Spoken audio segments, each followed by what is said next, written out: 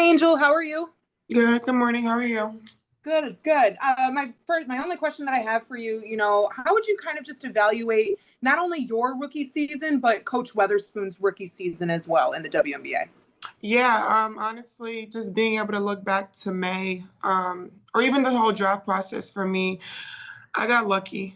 I'll always say this, and I'll forever say this. Being able to have a coach, not just within her first year, she played under Coach Mulkey, so similar experiences. So coming into this league, it became a breeze for me, just being able to have a coach that really believed in me and trusted in me. And just from the outside, I mean, obviously she had a lot of pressure on her because she is a first year coach, and especially as a first year coach as a Black woman, I know it wasn't easy for her.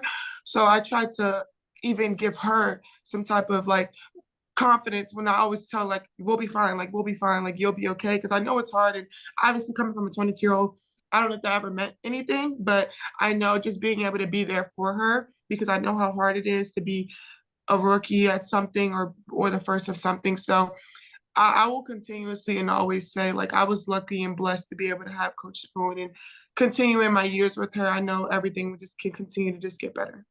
Awesome. Thank you so much and good luck this offseason. Thank you. I appreciate it. Steven, then Nathan. Angel, what's going on? How you doing this morning? Good. How are you? I'm blessed. Thanks for asking. Good. My question for you, just kind of looking at basketball as a whole, the term defensive anchor has evolved over the years, and I feel like you're a player that's kind of the torchbearer in that evolution. Can you just speak to how that shifted from basically rim protection as a defensive anchor to now being able to do multiple things on defense to keep the team intact? Yeah, I mean, I think a lot of times a lot of people don't want to play defense, and I think that's a lost arc in our game at every level. I was talking to D Wade 2 days ago, and he was just telling me like the mindset of just being able to switch that anchor and not always be a scorer. Because when I came out of college, obviously I averaged a double double. I was averaging 20 and 20 and 10. So being able to come into this league knowing that it wasn't going to be easy for me, and kind of going to the things that I knew that I could be really dominant in, and something that I know that can always get me over the edge. So just being able to come in, obviously, as a great rebounder, but defense is something I really wanted to focus on and tap into. I kind of told my coaches, like, I want to guard the best player, like, every game and try to do that. And this league is dominated by the fours. So as you guys know that. So being able to guard the best four in this league, I mean, it was ups and downs. Like I said, I always say from the beginning to my preseason game against Fee, like, I felt like I was exposed that first time, and I was like, I don't want to feel like that again. I feel like I was not ready. So just being able to kind of do that, doing the little things, I want to be able to bring that energy. I think defense brings energy. I won championships by playing just defense and rebounding. So I understand the importance of that. It's something that kind of came into the league with that mindset. Appreciate you. Of course. We'll go Nathan, then Megan Hall. Nathan, then Megan. Hey, good morning, Angel. How are you? Good morning. How are you? I'm good.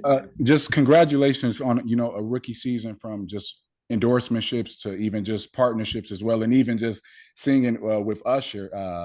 Just put into perspective how your amazing mother also guided you through your first season. And now that you're in the podcasting space, it's being unapologetically Angel a movement to inspire women athletes to control their own narrative, through storytelling? Or is it you reminding everyone that you're still standing on everything that transpired and what's to come? Okay, I'll answer the podcast one first. That's kind of both. Being able to take my voice back and being able to own my voice. Obviously, over the years from college until I started my podcast, I was able to give everybody else the narrative to say whatever they wanted to say, believe it or not, true or false, like being able to have that.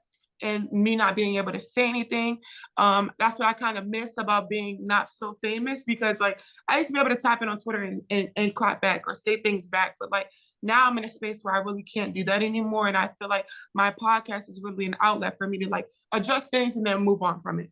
And that's something that I really love about my podcast. And not just that, being able to have other people come onto my podcast and share their stories or share false narratives about them. I don't know if you watched the Lotto podcast with me and her, and she was able to like adjust some things in the media. Obviously, maybe the sports side wasn't able to see, but obviously the culture, the pop culture, the rap culture, and the music industry was able to see that, and she was able to clear some things up too. So I wanted my podcast, and I still continue to want my podcast to be a free space for people to come on and being able to be themselves, and also just to be able to like have their own voice and being able to just to feel safe and to be a safe space for people.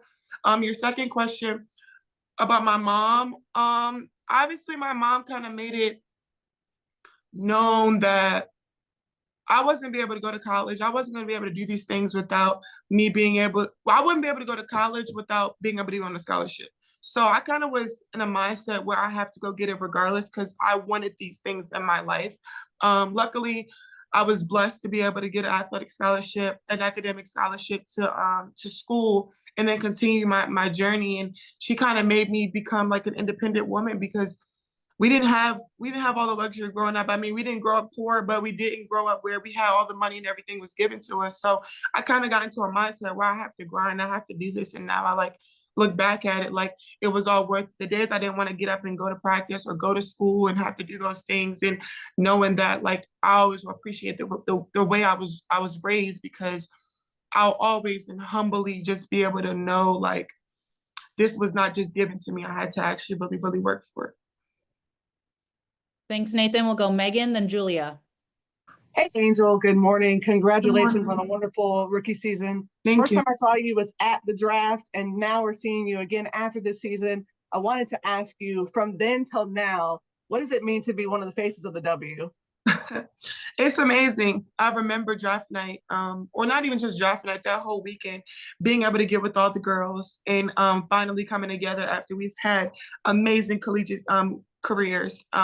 Being able to just to talk to some of the women and just being able to know like this is gonna change. This is gonna change women's basketball and knowing that like it was epic.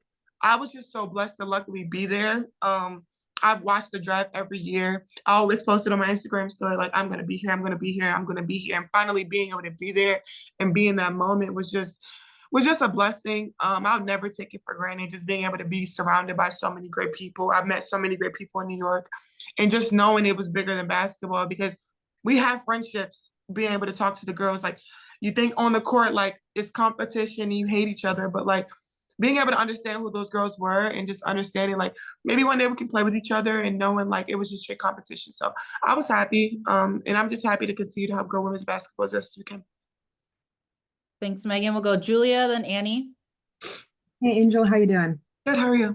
I'm doing well. First kind of two-part question, just wondering how recovery is going from your injury. And then once you're cleared to get back into full training, just kind of what is your checklist of things that you want to work on or improve in the off season? Yeah, so my recovery has been great. Just continuing to do whatever the doctor tells me to do. I obviously can't do much. I was able to get a removable brace now, so just that's great. Obviously, the first week I had to have the brace that wasn't removable, so that process has been really good for me.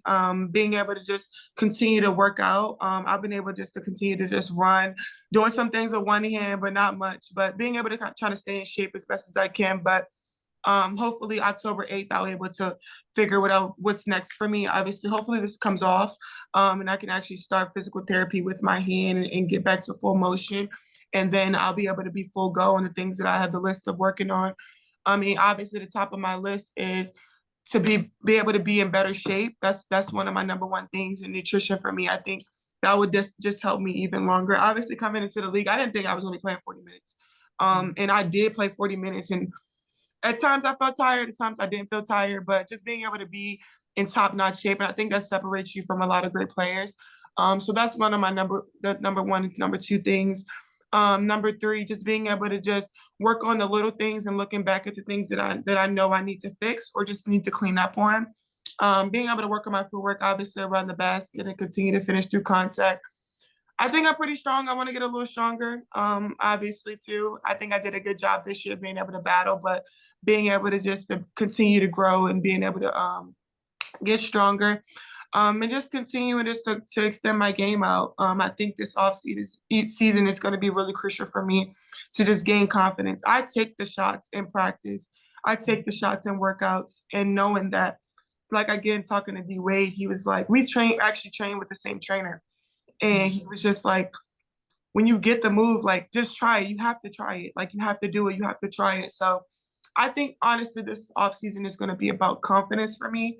I know I can hit the shots, but it's just going into it with a mindset. Like, it's okay if you miss the first shot, being able to take the second. If you miss the second, take the third. So just being able to do that. So I'm really excited for this offseason. I'm excited to continue just to grow my game and just to be better. Awesome. Thank you, Angel. We got time for a couple more. We'll go Annie, then Rob. Hey, Angel, you've obviously been talked about from the franchise perspective and even from the outside perspective as the future of this franchise. So given, again, your status as this future cornerstone piece of this franchise, I'm curious what you feel like is the biggest need for the team to address ahead of next season so that a step forward is taken from 2024 to 2025. I think we're all just going to continue to get better. Obviously, we're going to have free agents and we're going to have people that we're looking at as well. I think it's going to start from the top. I think I told Coach Spoon, I said, you were too nice this year. I know she's going to be like not meaner, but I think she's going to be more stern on things. I think it's going to start there, and then it goes to our vets that we already signed back. So luckily we'll be able to have that voice. I think for myself that I can speak on, I think I'm going to be more of a vocal leader. I think this year I was a little quiet just because I was a rookie and I wanted to come in and just kind of learn and grow. And I think that kind of shifted. I kind of became more vocal because I kind of was pushed into it. But I think being able to go into next year, being able to have some more veteran leadership, being able to have more voices, I think that's going to be something I'm really looking for. I think, obviously, I don't have no doubt that Jeff and Teaspoon are going to bring the right pieces around, and I'm just continuing to look at that and obviously do what I can because I'm a good like GM a little bit on the low, but being able to just to help as best as I can and just being able to do whatever it takes for somebody to want to come to this organization and feel comfortable and loved and wanting to come here and do what we want to do, and that's win. So are you in Jeff's ear then? You say you're a GM on the low. Are you in his ear a little bit? Of course. No, I'm not in his ear. I mean, obviously players reach out and say like they would love to play with me, so I'll just let him know when he does what he wants with it. Okay. I appreciate you. Thanks. Of course. Last one, Rob. Sorry, guys, we only got time for one more. We'll go Rob. Hey, Angel, good morning. How are you? Good, how are you? I'm doing great. Just wanted to ask you, what are you most proud of this year for you, more so off the court? Like, obviously, you've had a lot to navigate on and off the court, a lot of the outside noise and things of that nature. What are you most proud of yourself in navigating that? And also, what was the biggest challenge that maybe we don't know about that you had to navigate? That's a good question. Two good questions. Thank you. One thing I'm proud of, I mean, it's really hard for me to like, I wasn't able to like sit and congratulate myself on a lot of things. And I've never been like that. I think like, I don't know, I've always been in a mindset of everything that you did today looks good tomorrow, then like you didn't do anything today. So like, I've done a lot of amazing things, and of course, that you guys give me praise about. And I know I got in a press conference one time. I was like, I'm not trying to talk about a rebound record because, like, my importance is to win. Like, when we win a championship, like that's the biggest thing for me. Like, I just really, really want to win. So I don't know a point in the season that I was like, oh, you did that. Like, I'm really proud because I really don't give myself a lot of grace, which I need to do. I'm gonna probably do a little bit more of going into year 2. I think my biggest challenge, probably maybe like I felt like I had went into a little slump coming out of the Olympic break, and it kind of was a little hard for me to kind of get out of it. Obviously I wasn't making shots, and I think it was just mental for me, just being able to be in the right space with the right coaches and the right teammates, and they really helped me with that. So yeah, I think that was kind of the biggest challenge, but I got out of it, but then unfortunately I broke my wrist. So I think that was kind of the only challenge for me this year. I think overall this year, like it was really good for me, and it was really beneficial for me. And I think my rookie season was just something I wouldn't even have changed for anything. Thank you. Awesome. Thank you guys for joining. Thank you so much. Appreciate it, Angel. Thank you guys.